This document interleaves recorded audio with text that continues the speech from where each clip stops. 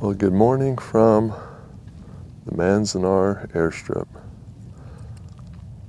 Right along Highway 395 and across the highway from the Manzanar internment camp, which we'll be going to next. I just flew Louis over this airstrip here. This section, there's two sections. There's a wider section here, then a smaller section off to our right over here. This thing's over a mile long, and there's a lot of history here, even predating the camp. We'll go into a little bit of that today.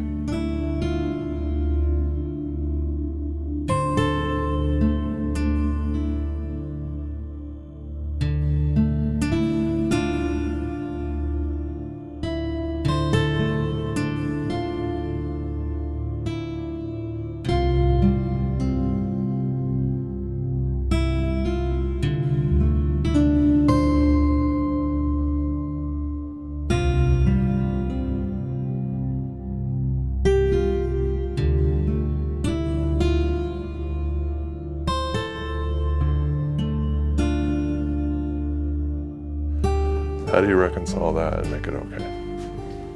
Blowing, and as we saw the last couple of days out and doing other videos, it is windy out here. And add a little cold to that, yeah, brutal. That the kids on a hot summer day would sometimes play in the water of the fountains.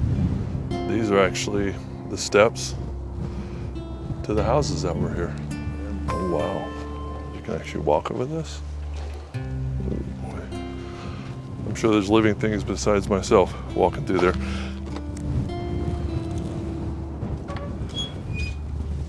And I suppose there's not much doubt what these were. All right, and here is one of the engines right here. The OG, man. I suppose when we think of Manzanar, at least here in America, the story begins after the Pearl Harbor attack on December 7th, 1941. And shortly thereafter, Franklin Delano Roosevelt, who was president at the time, issued Executive Order 9066. And part of that executive order authorized what would become known as relocation centers. Manzanar is the first of 10 relocation centers that were to be built. Now, curiously, about 2/3 of the Japanese that were relocated here, or incarcerated, as more commonly known these days.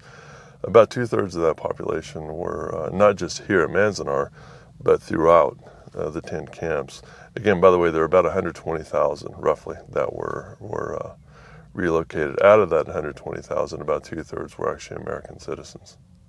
And the idea was to relocate these Japanese far inland or away from the ocean, so therefore ostensibly so that if there was a Japanese invasion along the coast, they couldn't assist. That was the idea. Now, the first Japanese Americans to arrive here were actually given the assignment of constructing the camp. And within 2 or 3 months later, then the remainder of the population was to move in. I guess at the peak, they were moving about 1,000 people a day into Manzanar. Manzanar would be the 6th of these such camps to close, and it closed on, when was it, November of 1945. Now, curiously, Manzanar, long before 1942, this area of Owens Valley here was occupied by the Paiute Indians. The first European settlers arrived here about the 1850s, somewhere in there, and then land started being purchased here in the 1860s, and started out just a couple hundred acre, actually a few hundred acres of property was bought here by, I think the guy's name was Shepherd.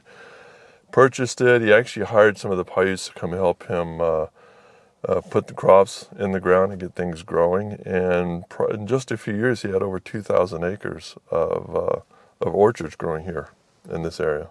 And then about, I think it was around 1905, an ag developer out of Los Angeles area came up here and purchased the property from Shepherd, and then he continued developing it and actually had up to about 20,000 acres of various citrus crops growing here. This would continue just rocking and rolling along, and as we learned in our Keeler video, until about 1913, when the water here was diverted out of the river and sent down to Los Angeles. At that point, well, we can only imagine what happened at that point. The farms ultimately failed. All right, at its peak, Manzanar had, and actually it became a town here, had about 25 homes here. I think it was a 2-room schoolhouse. And again, things were moving along nicely. Ultimately, the town of Manzanar would be abandoned pretty much completely by 1929, and then it just sat abandoned until, again, being acquired here by the U.S. government and turned into an internment camp. Let's go see what we can find. All right, and yeah, I want to show you this too. The Sierra Nevadas. By the way, I didn't mention this in the prior 2 videos. We are in the rain shadow of Sierra Nevada, so I just happened to think of this morning. It is so dry over here. Here we are in this desert, and the Sierra Nevadas are right in front of us. So that rain shadow happens fast. So anyway, that's why you're seeing so much dry ground over here. Anyway, that's a little sidebar. I'll stop. All right, let's get over and see what we can find.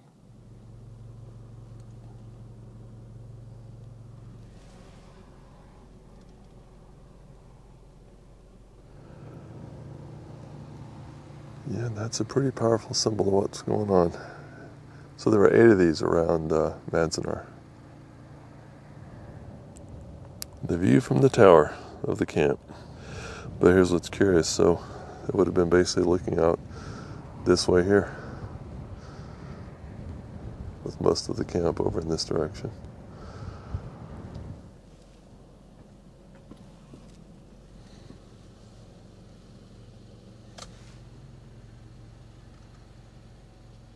Actually, the guard check is right behind us, so they're calling this First Street. And this, according to the signage here, this would have been the nerve center of camp life. Yeah, not much left of that now. Just beyond the guard check here is the Manzanar police station, at least the side of it. And right out here where I'm parked on the street here, apparently this was a small riot here in 1942. Here's a drawing by the police of the events that occurred that night. All right, and so behind us there we have the administration building. Here's the town hall and the post office with the entrance still intact. Wow. All right, I'm here at this replica of the original Manzanar fire station. Now, this was built on the original site. But what I'm reading here, one of the reasons they built this or rebuilt it was to house 2 of the original Manzanar fire engines, which interestingly enough, after Manzanar closed, one was donated to the Keeler Fire Department, the Keeler we were at just the other day, and who in 2017, they basically gave it back to Manzanar. So what's interesting is the Japanese were the ones, the intern Japanese were the ones that staffed the fire department. Of course, their supervisor, the fire chief himself, was a Caucasian. And now earlier I mentioned that when I showed you that video clip of the internal police department, that too was staffed by Japanese that were interned here at Manzanar. The police chief, of course, was a Caucasian. So anyway, well, just putting that out there without any further comment. So anyway, we're going to continue on and see what we can find here. This is looking interesting. And earlier I also showed you the site of the Manzanar Free Press. That was ran also as well by the intern Japanese here, who basically it was a newspaper for the camp itself. All right, and here is one of the engines right here. And then over here, right next door, in an adjacent stall, let's see if I can get close enough here to show you. There it is. There's the other. So the 2 original Manzanar fire engines, right here, returned to Manzanar. Now, I want to show you this. I just saw this, reminding me what I was reading. See this? This is tar paper. The walls of the barracks and apparently the fire station itself were basically built out of lumber, a lumber framework, with tar paper tacked or stitched over the top, which they said was pretty much useless at keeping the heat and the cold out. Now, it did keep some of the wind out, but the problem was the floors were timbers that like knotty pine, and it would just the wind would just blow through the floors. So brutal. All right, so here's an interesting little tidbit. One of the interns here was a master stonesman. His name was Riozo Cato. This guy actually built shrines for the Los Angeles Catholic Archdiocese. So he's legit. So according to what I read here in the visitor center, Cato and his crew built some of the park's or some of the camp's most enduring structures. For example, the sentry post we passed on the way in, that was Cato and his crew. There's a memorial shrine out here that we haven't got to yet, but that was Cato and his crew. And then there was a garden outside the hospital, which we're going to come to later. Hopefully the ruins of the garden are still there, or some sign of it. So he built that. So the guy was legit and just carried his craft here with him. This is kind of cool. Apparently, each family in Manzanar donated 15 cents to buy the concrete to make all these monuments. And this was once the site of a Buddhist church, which is adjacent to, I think this is Block 14, which we're going to go look at now. All right, some interesting information. This is Block 14. It says this is one of 36 blocks at Manzanar where Japanese Americans lived. Yeah, each block had 14 barracks buildings divided into apartments. And the reconstruction we're going to look at next here is Barracks 1 and 8. Okay, so this is Block 1. It's supposed to be where what the original camp looked like. All right, so I guess this is the block leader's office.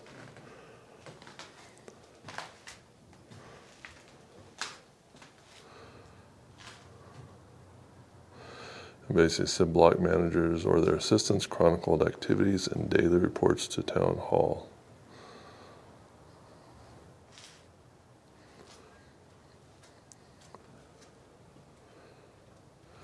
Interesting. So I guess they were at least allowed to have some kind of mail.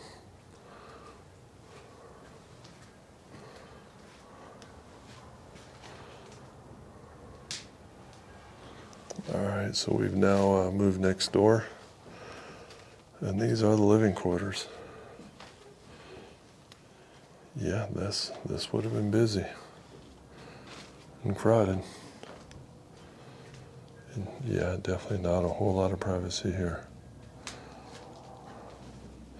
And I guess what I was reading in the visitor center, in some situations to gain a little privacy, they would just hang sheets between the beds, just to give yourself at least some kind of semblance to privacy. Now this is interesting. So I was reading about this too, they had these little oil burning heaters. And they said that they barely kept things tolerable, and the oil was actually rationed. So you didn't always have enough oil to begin with to run these. And yeah, you can see that. This would have been a dusty, cold environment and hot during the summer. Yeah, so here's more on that. It says, with below freezing temperatures, early arrivals had no heaters, nor was there protection from the severe dust which came pouring through the openings in the eaves, the wide cracks in the floors. By night, sleepers could gaze at the stars through knotholes and slits in the roof. Wow. Interesting quote here. It says, my attitude changed because I thought it sort of like an adventure for a teenager. But when I started seeing that my dad is losing his business, we're losing all our property. He lost his new car that he worked so darn hard for. What for? But then when we finally went to camp, I realized the injustice of the whole thing. Yeah, and I've been reading a lot of that. That's the thing I think that bothers me the most. You know, it's interesting when they closed Manzanar and all the Japanese went home. There were a significant number of them that actually initially didn't want to leave because they had no home to go home to. You know, their property had been gone, the jobs had been lost, so they had nowhere to go to. So, I mean, when you think about that, that's the true injustice of it, right? That you put them here, they lose everything they work for, and again, 2/3 were already Americans. But when you release them, there's nothing. It's like kind of a good luck, you know. How do you reconcile that and make it okay? Yeah, this is it's tight, man. This is rough. Rough. By the way, I wanted to point this out. So there's the U.S. Army blanket. And apparently each internee was issued 2 of these, along with your cot. And by the way, most of these cots were, the mattresses, that is, were stuffed with hay. There's another oil heater over there. And by the way, that is for, if you look at it, that is for this entire dorm. So you can imagine with the wind blowing, and as we saw the last couple of days out and doing other videos, it is windy out here. And add a little cold to that, yeah, brutal.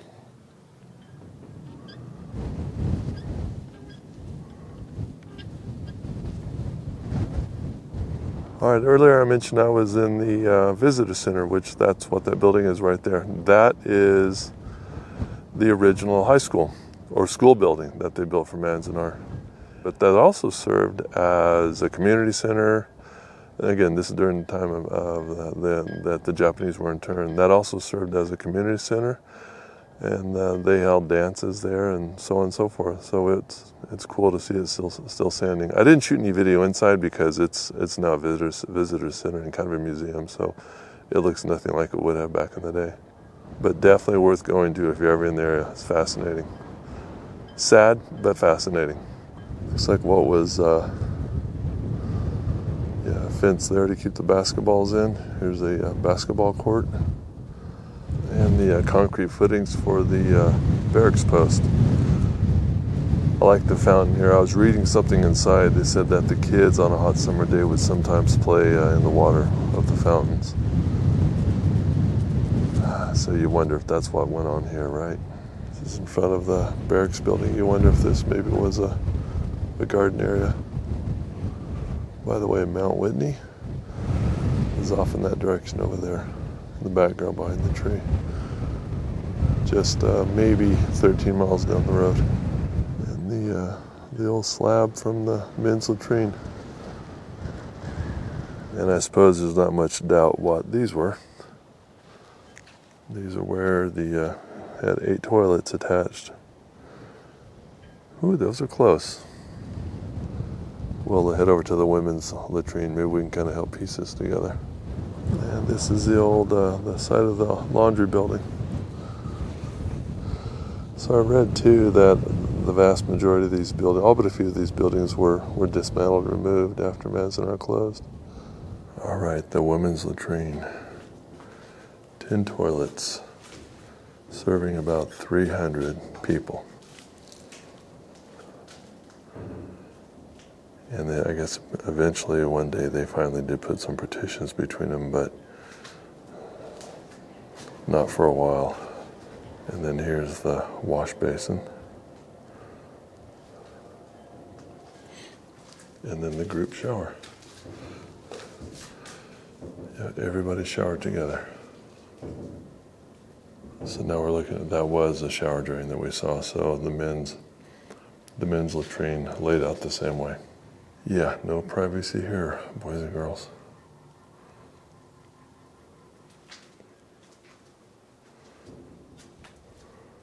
All right, so this is interesting. So each of the 36 blocks had recreation halls or a barracks on the southwest corner of the block that was not used for living space. I haven't found that yet. I'm going to go look for that next.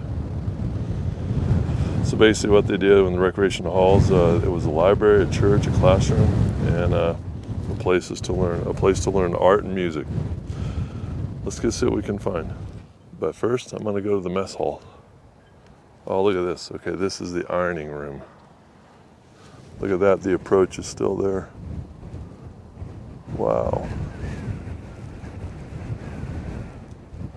The wind has kicked back up again.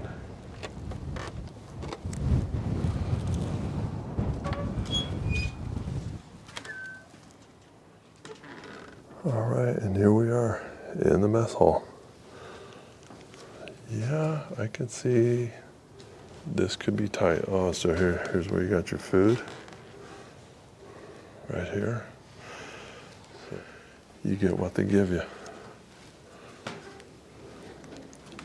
I could see that being a major adjustment. You're used to your type of food, whatever that is, and now you have no choice in it.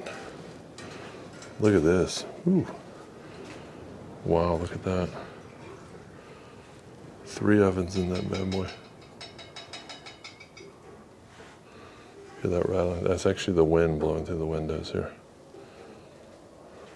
They talk a lot about the dust that was here, and you can even see it now.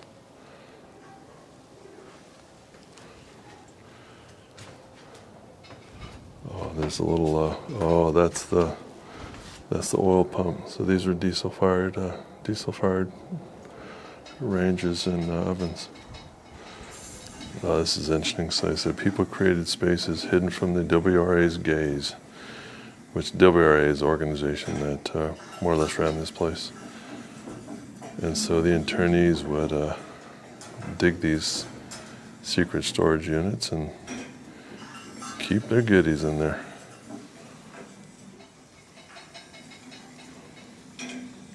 So now listen to this schedule. So 3:30 a.m., eggs gathered at the chicken ranch. 4 a.m., tofu staff begins daily production. And then so on and so forth. And wow, dinner served at 5:30 p.m., lunch is served at 12 noon, and then at 8 p.m. the mess hall might host a dance, movie, or meeting. So this thing ran almost 24 hours a day. Wow. All right, let's go out and look at the dining hall.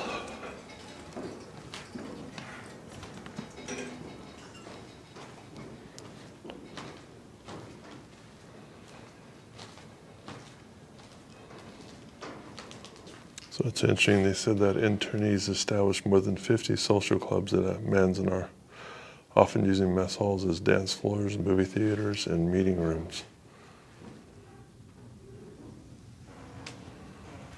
Okay, so here's kind of a visual of what it was like. So here at Manzanar, we lined up, receive our food, all dumped on one plate, scramble for seats, and dash to the back with the dirty dishes when we were through eating. All the while, the dishwashers are keeping up such a constant clatter of dishes and making so much noise, one can hardly think, let alone eat decently. Yeah, I suppose. I mean, you put that many people in an area at one time, it's going to be chaotic, I'm sure.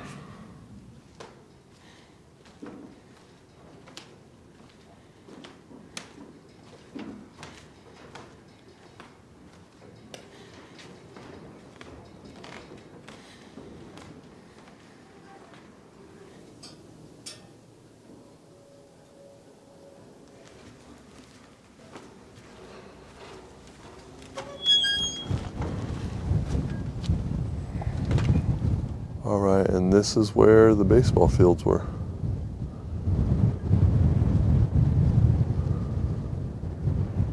All right, so there's an interesting quote that putting on a baseball uniform was like wearing the American flag.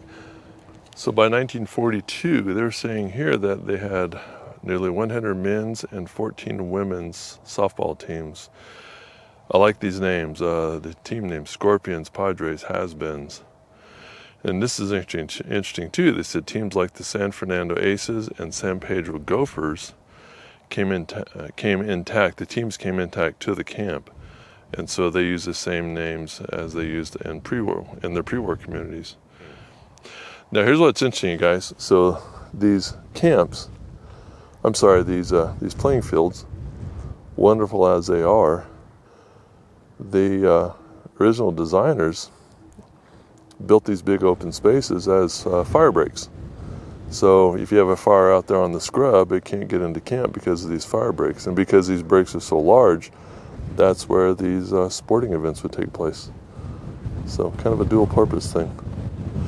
And also, these were welcomed by the internees because the camps being so crowded, they could come out here to to these sporting areas or these fire breaks and get a little space. All right, just to put some things in context, look at this, block 26, across the road, block 25. Now we've just left the baseball field, but look how far back the camp is at, the barracks that we were at earlier, way off in the distance. So this place is huge. All right, I've been kind of looking for this. So the town of Manzanar, and again, that's where this camp gets its name. There, as I mentioned, I think I mentioned earlier, there was actually a town here called Manzanar. It basically means orange, or not orange, I'm sorry, apple orchard. It says in 1910, developer George Chaffee started the town as part of a 3,000-acre agricultural community. By 1920, Manzanar was an oasis of fragrant orchards, hayfields, and gardens. 200 people lived here then, many on irrigated farm parcels along this road. 50 children attended the grammar school that stood to the west. It had 2 rooms and 2 outside conveniences, toilets, plus a shed for the horses. So this is looking west, so the school would have been here. And going east along, I'm assuming this road here, it said this would have taken us to the town center. Maybe I'll walk out there real quick just to see if there's any evidence at all of what used to be here. All right, I'm looking at the sign here. Banhauer's Store and Garage. And here it says, still visible is the rock-lined basement of Banhauer's General Store, where residents traded farm produce for dry goods and mailed letters at the post office. And you could buy gas at the garage across the highway, which would have been off over this way. Yeah, that way. Yeah, and sure enough, this is a paved road. So this is the main road through the city or the town of Manzanar. How cool is that? Yeah, it looks like we've come to an intersection here. Look at that off in the distance. How cool is that? So there was obviously a road right here. I'm not finding that rock-lined basement yet, but I'll look a little bit more. Well, unfortunately, I did not find the ruins of the basement. I'm still looking, but apparently they've been reclaimed by all the weeds and scrub here, and I ventured a little bit off and got a lot of thorns in my socks, but I'm not going to venture off too deep into this scrub. I don't know what's out there. I'm sure there's living things besides myself walking through there. Hey, at least we did walk the streets of the former town of Manzanar. That in itself is pretty cool. That's not something I thought I'd get to do today, so it's a win-win. Look at this, you guys, out here in the middle of all this scrub, right there in the center of your screen. If I can hold this stable, see that water spigot? So, yeah, barracks are out here as well. Now, in the previous video, we talked about the issue of water and water being siphoned out of the Owens Valley. And this is interesting. So, it said Los Angeles began buying land and water rights in 1924, and that many owners sold, some willingly, others under duress, and left. Although others leased back their land and continued farming, the community slowly declined. By the 1930s, there was little left at Manzanar except abandoned orchards and roads. Wow. And man, I tell you, the desert is ruthless. There's nothing out there. All right, the John Shepherd Ranch. That's a name we've talked about a few times today. I'm going to run out here real quick just to see if there's anything to it. I wonder if this is the original approach. Let's see what's out here real quick. All right, and the site of the Shepherd Ranch, 1863. And there are a few things left of it here. Let's go have a look real quick. Now in that photo, you may have noticed there were 2 chimneys. We'll get a clip of that video on the way back out. But look, here's one, the ruins of it. And right behind it, there's the other.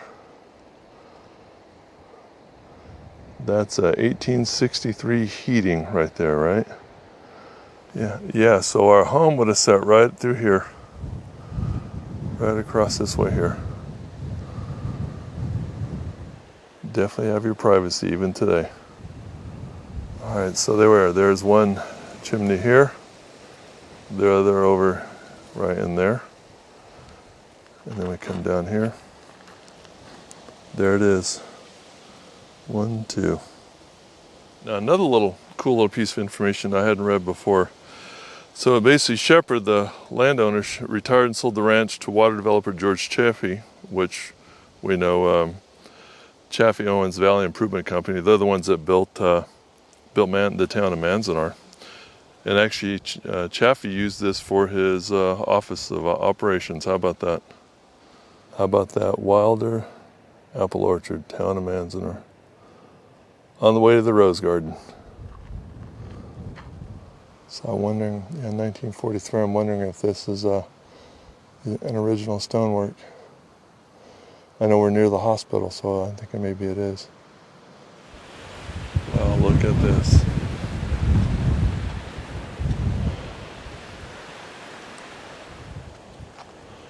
It's like a little oasis right here in Manzanar. Wow, this is interesting. Merritt Park was an oasis of beauty and solitude for a crowded, confined community.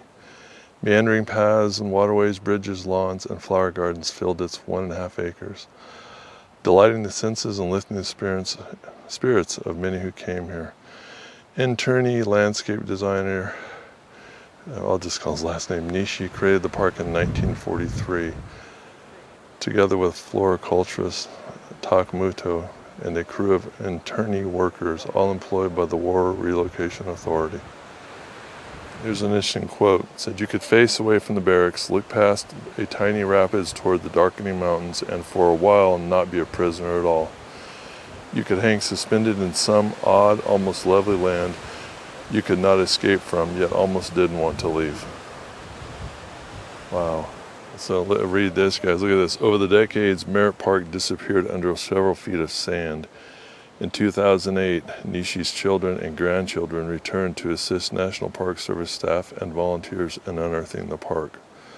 While the water that flowed through the pond and the plants that once graced the park are gone, these stones remain as a testament to beauty created behind barbed wire.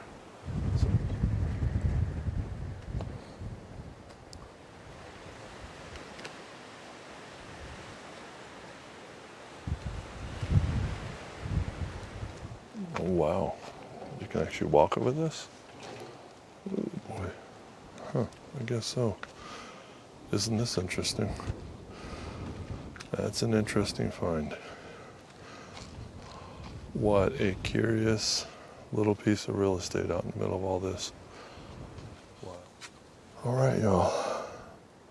I'm kind of hating to leave it myself. It's beautiful out here. But we got to go. Lots to see. I think the hospital is very nearby. So basically it says you are standing before Sanchi Inn, or 3-4 Garden. Now water once flowed over these silent stones, soothing troubled spirits and easing the monotony of long mealtime lines. Designed and built by internees, Mess Hall Garden served as a source of block identity and pride. And then just behind us is are the ruins of once a pretty large building. So I'm thinking, was this maybe the mess hall? It looks to be about the size of the one we visited earlier, so maybe so. Okay, we are close. There's the nurses' quarters right there in front of us. And we've made it to the hospital. Let's go see what this is about. And basically what I saw on the map is the hospital is kind of laid out in rows like this.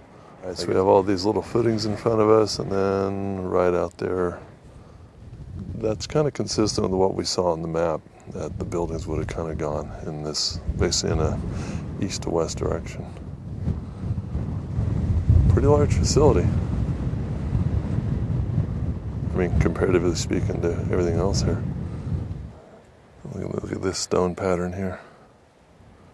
And then leading up to, looks like maybe this was a seating area, because it's not a set of steps, because here are the steps over here.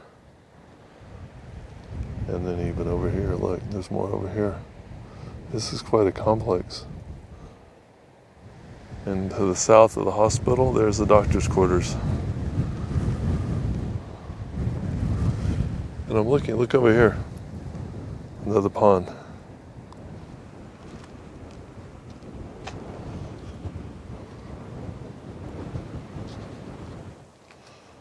And then what was, oh, look at this, y'all. Wow, what was that? Interesting.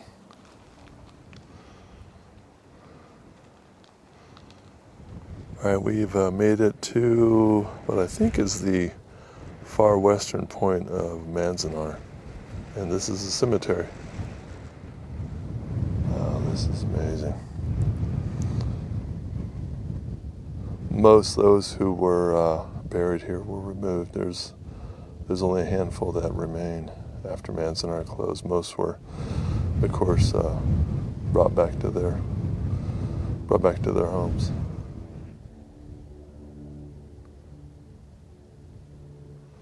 All right, now look at this. We have a row here. What I'm presuming are still burial sites where these individuals were not removed. Look at that. Still, look at this one. Baby Jerry Ogata. You still see some flowers and an angel. It's as though people are still visiting the grave even to this day. Oh, that is so interesting. After all these years. Look at this one. I think it says May 15th, 1942.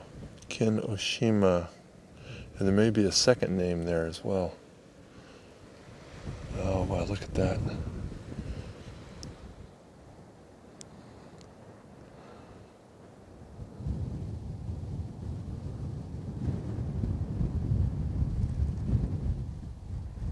All right, so I got back to the car and did some really quick research on the monument.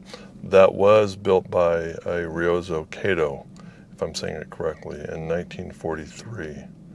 Now here's what the inscriptions read. Let me read those off for you. These are interesting. Okay, so on the front side, that's the side we looked at coming in. That inscription reads, Soul Consoling Tower. The inscription on the back side, of the west side over here, reads, erected by the Manzanar Japanese. And on the left-hand column, it reads August 1943. Okay, so this confirms what we were thinking before, because it was a mess hall right here. And then over there, that's a mess hall garden. And you can see where the waterfall would have been right there on that mound of rocks. And this is what remains of Block 12. All right, now this is interesting. And this is the site of several warehouses where they actually weave camouflage nets for the war. They were saying they employed about 500 people here. And they would crank out about 6,000 nets every month.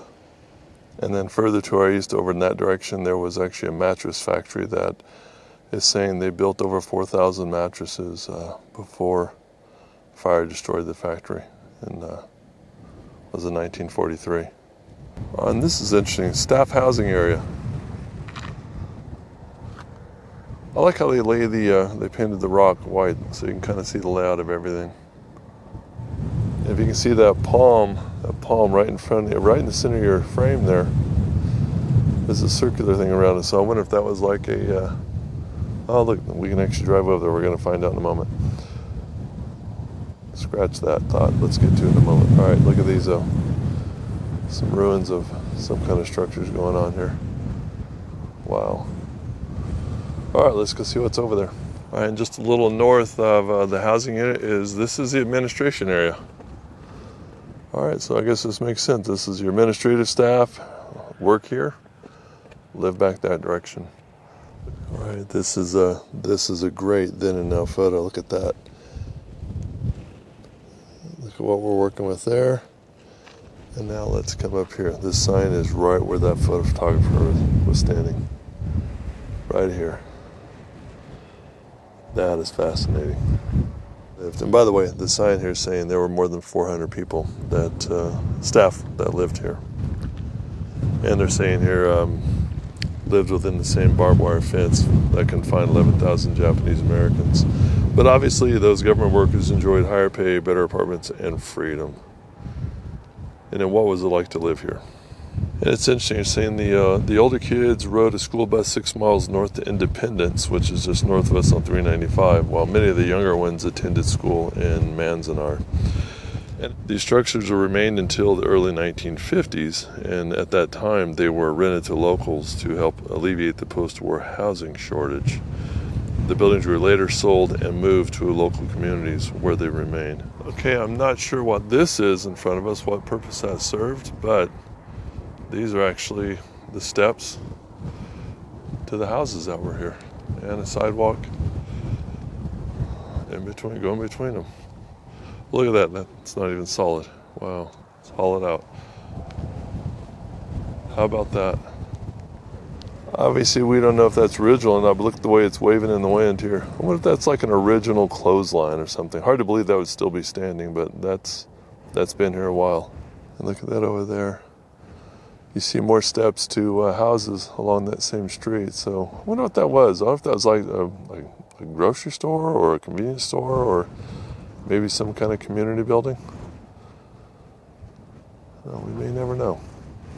Okay, y'all, I'm going to call it a wrap. I'm sunburned, windburned, but feeling pretty satisfied that I finally got to do a little deep dive into Manzanar.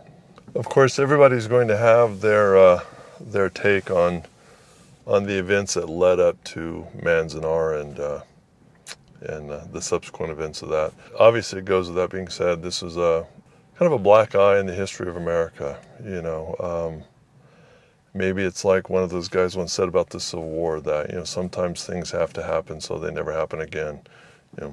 I don't know. Does that make us feel any better about it? I don't know. But anyway, I'm going to leave that there. I hope you enjoyed coming along with us on this. Again, I always appreciate you guys tagging along. Hopefully you learned something, just enjoyed seeing what we saw, and take a little bit more information in that maybe you didn't have before. So with that, we will see you in the next video. All right, see you.